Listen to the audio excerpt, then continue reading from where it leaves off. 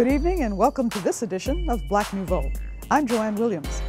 This week we'll explore the art of Milwaukeean Pharaoh Giles. We'll share in the celebration of journalist Bill Taylor's career. And we'll look at a special program aimed at the HIV crisis in our community. That crisis is our lead story. As we approach World AIDS Day, December 1st, the numbers are still alarming. In some sections of Milwaukee's black community, the HIV infection rate is 10 times the national rate. It's easy and confidential to get tested for HIV.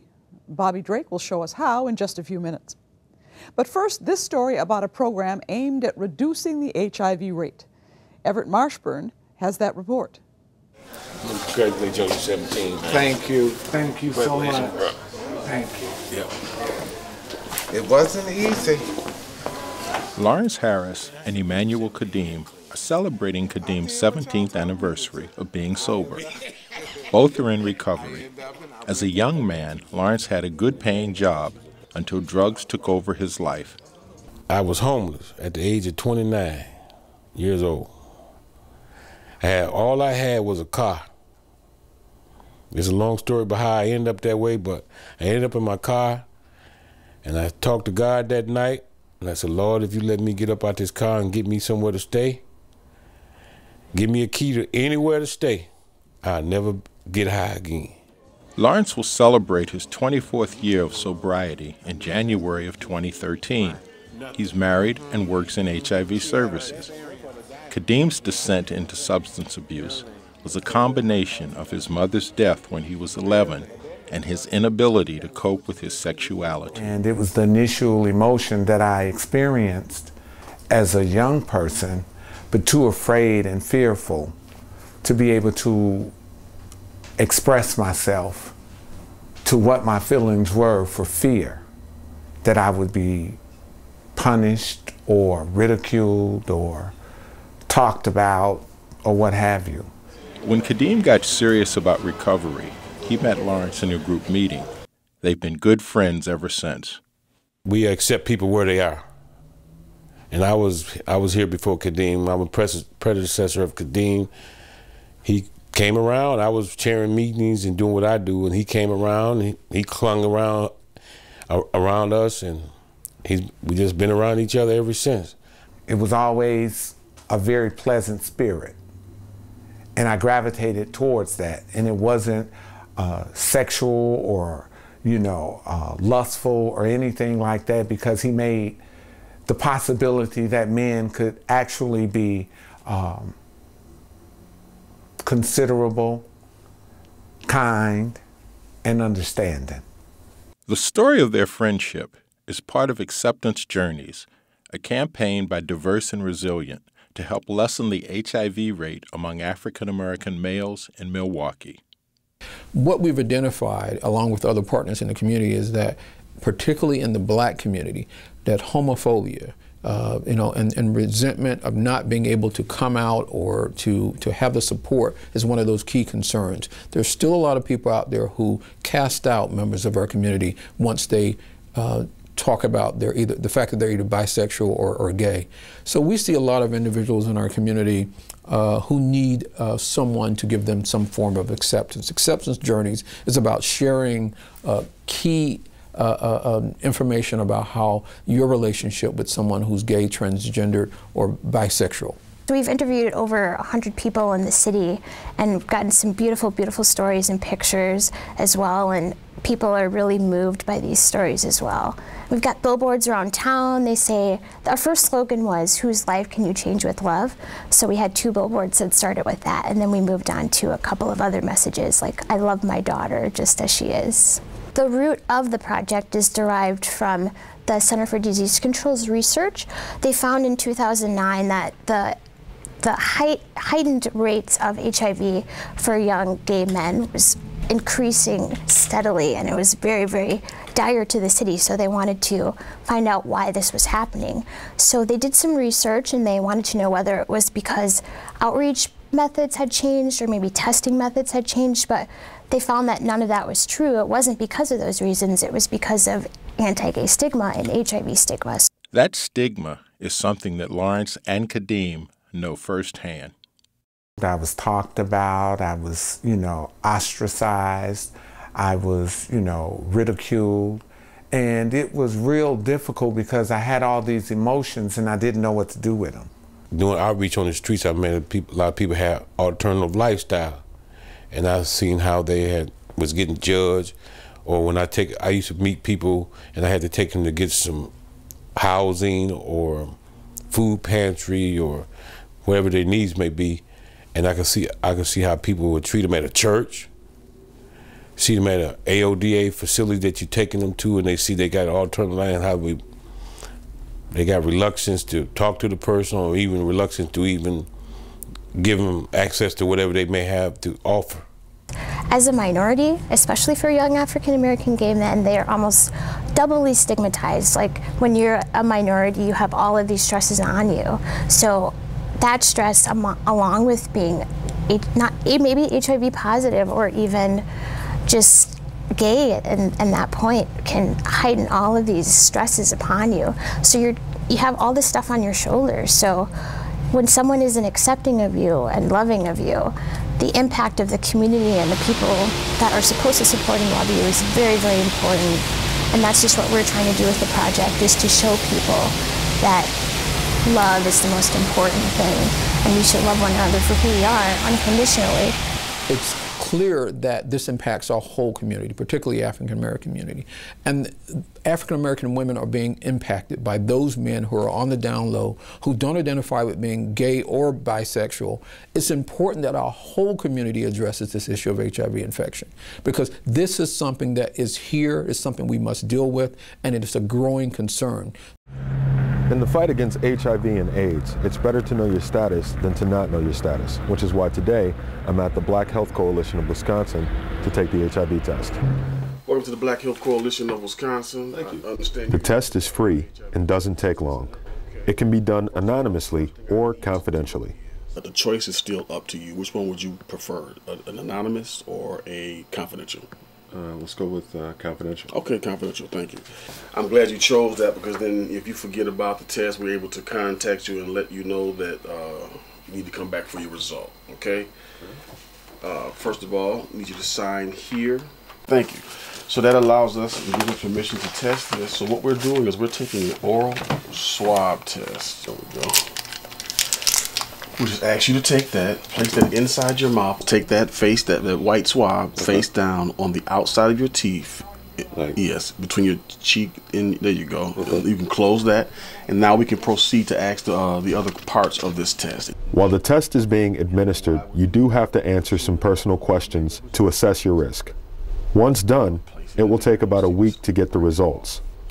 You have just been tested for HIV. This vial will go to the state lab in Madison. It should take about a week for it to come back to me. So what I want to do now is set up an appointment with you to have you come back, or at least call me in a week, just to make sure that the result is here, okay? You have to come back to get the actual results of the test. We're now joined by Chris Allen, also from Diverse and Resilient, to continue our discussion about HIV testing. Welcome, Chris. Thank you. The test we just saw was a swab inside your mouth. That's an older test, as you told me. There's the newer test, which is an actual blood test. You have to do it at home and prick your finger. And then there are other tests available. But bottom line, what's important about getting tested? Well, the important part about getting tested is that you know your status. The CDC estimates that there's about 250,000 people in the United States that doesn't know their status. And so we want to encourage people to get tested, know their status, get into care and treatment so that they can live a longer, healthier life and protect others at the same time.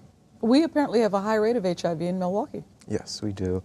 The rates of HIV infection in Milwaukee are continually increasing, specifically in gay and bisexual African American men under the age of 29.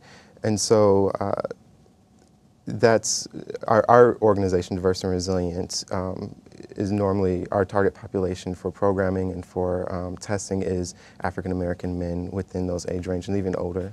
Why do you think that the numbers are going up in Milwaukee? What's driving this change? There's a lot of different things that are contributing to it. one of the things that we're seeing is that the highest rates of HIV are in some of the lowest socioeconomic status zip codes. And so there's for young African American men, the CDC actually came to Milwaukee in either 2009 or 2010 and did a research where they found that the rates of HIV infection were contributed to, or part of what was leading to it, were housing instability, lack of sex education, lack of support around being gay or bisexual, and just misconceptions and just lack of general knowledge overall. Well, some people may ask, since the acceptance of gay people has gotten more common, is that possibly a reason why HIV is spreading? Because people aren't as stigmatized as they used to be by their preference? No, I wouldn't say that, because there's still a lot of anti-gay discrimination and stigma around HIV in general, and so there's still a need out there, or people that I work with still sometimes feel a need or express a need that they need to hide who they are, or that they should be ashamed of who they are. And so in Milwaukee, we have the program called Acceptance Journeys that's aimed to try and increase people's awareness around the LGBT people in their lives and increase acceptance among that. Now, I've seen the big bus boards that say, acceptance journey, I accept this particular person, and I never really knew what it meant. Yes. Did you want people to understand it as soon as they see it, or did you want people to question it and then ask more? I can't say a lot about that particular program. I don't work with it, but I do know that the goal around it is to kind of increase visibility around the program in general, and to get people to think. And so if they do see that and they're wondering what that is or what it means, they can go to the website or visit visit our website or Facebook page and learn more about it. And as time goes on, the messages and the pictures and images will continue to change and become more specific to LGBT people. Now, I understand why you want to call your organization diverse, because you want to recognize different people within it. But why resilient? That's a good question. I know back when the organization was formed, I believe in '95, it was specifically catered to young LGBT people. It was to help create programming for LGBT youth in the city of Milwaukee, in the state of Wisconsin actually, because it's a state organization. And so the Youth Advisory Board at that time decided to come up with the name to show that LGBT people and the community in general isn't just diverse, but we're resilient. We can get through our adversities. We can we stand strong. We're still here. We'll always be here, and we can be here together. So. Well, thank you for being here with us today, Chris. We really appreciate it. No problem. And I would think the bottom line is, if you suspect that you have been exposed to HIV, go get tested. No matter what system you use, go get tested and find out, because information is what keeps you healthy. Yes. Thanks for joining us. No problem. Thank you.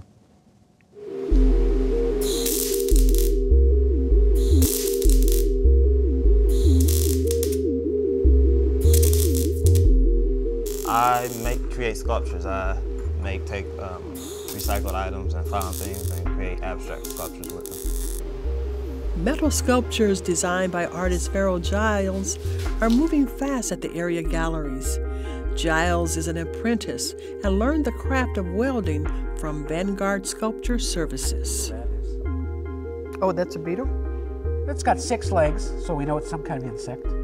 Could be a fly of some kind. And what? Michael Nolte, co-owner of Vanguard, is an artist who takes tools and changes them into a work of art, such as insects, shrubbery, and fish. And then he captured Pharaoh Giles' attention and guided him into the art world. He was interested in sculpture. I had sculpture in my yard. We talked about artwork. And he just showed a great amount of interest and a great amount of persistence. One day I was walking out. I used to always see these sculptures in this yard, and I'm like, oh, that's a really nice sculpture. And it was really big, and they just looked weird. They're like staring at you. So I asked him about the sculptures, and he asked me if I liked them, you know. And I said, yeah. We started having a conversation about them. He asked me if I wanted to learn how to make them, and I was like, sure. So I hired him to do things like weld on eyes for the bugs and bend the legs in the proper position, then weld the legs on. Nolte taught Giles the technical skills of welding and then guided him step by step through the process so Giles could assist him with his art. I just started him out making stuff for me. Here, make this. And I'd do a little demonstration, and I just turn it over to him.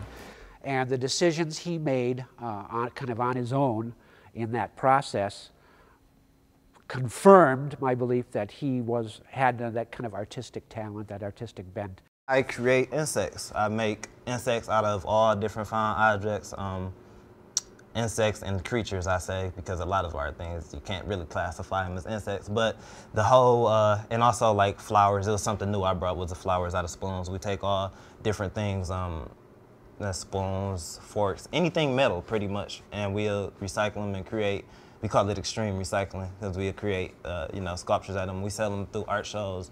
I didn't go to college or anything. Actually, when I was in high school, I didn't even pick it as an elective. I've been trained here. As far as the whole art thing goes, I guess it's just something that you have to have. You have to have that creative side to you. It's not something that I guess you can learn. It's something that, if it's inside of you, it's something that you could just bring out. You got to be able to picture, you know, if I can look at a spoon and I can see an animal coming out into it. You know, everybody can't. It's fun for people to come and look at the work because they get to realize the art piece after it's done, but the process to make it, you just have to be able to, you know, have a very highly creative mind and be very innovative. When Pharaoh started getting paid for his pieces, he started to consider art as a career option.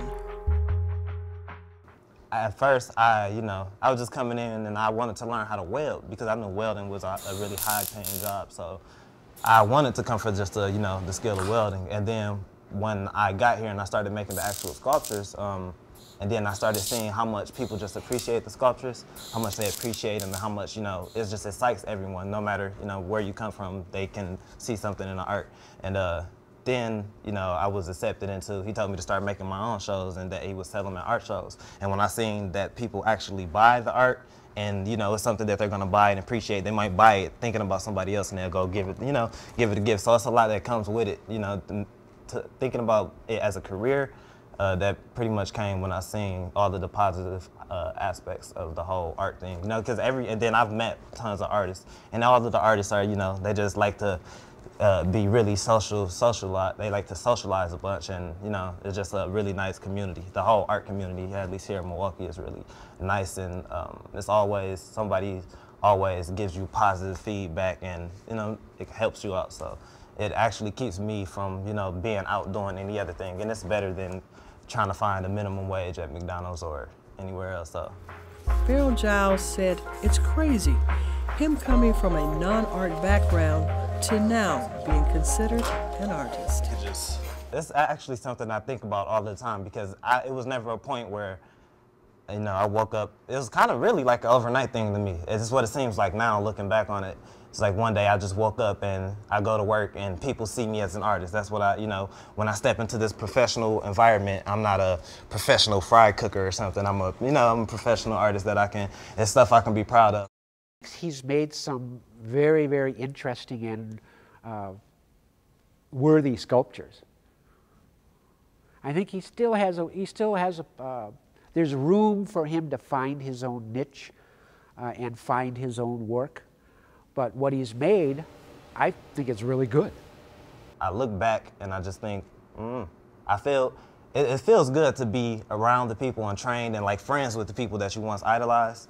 You know, like every time I used to grow up and I see these sculptures outside, you know, and now I'm the person that's making those sculptures, I would have never guessed back then. So it was like, for me to come from no art history, no art background, it was just really, actually it surprised everybody. When I used to always tell people about my job and they come in and nobody ever expects what they see, so it's always something exciting.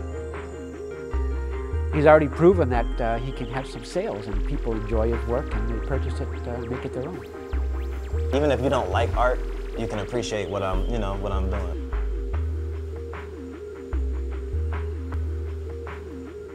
If you work in television for more than 25 years, the National Academy of Television Arts and Sciences, the people who give out the Emmys, may reward you with an induction into the Silver Circle. This year's group of honorees in Milwaukee featured someone who may be familiar to you, former Channel 4 anchor and reporter, Bill Taylor. Nolte says he's sometimes criticized for his volunteer work and his generous donations. One thing we all have in common is love for the broadcast industry in general. To have the ability to give information to millions of people at one time is like a heady wine. It also can be abused without the proper respect and the proper discipline. I'm sure you agree. What title would you like to give yourself? Retired. Yes. But before that, what did you do? I worked in television for 29 years, so broadcast journalist would be a title. I'll accept that one. Do you still consider yourself a journalist? I have journalistic interests, but I don't practice it. I watch and I read and I speak my onions in the house, sometimes yelling and throwing objects at the screen. But no, I don't practice it any longer. Bill Taylor always looked like he didn't need any practice to be a television journalist. His demeanor in the studio and his sincerity on the street made viewers feel that they were getting the straight story from someone they could trust. As a reporter or a news person, I'd like them to think and remember that I was fair, that I would go the extra length to find the quote-unquote other side.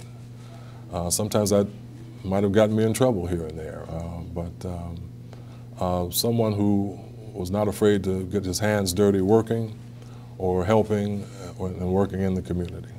At the Silver Circle Awards luncheon, Bill greeted former colleagues and competitors.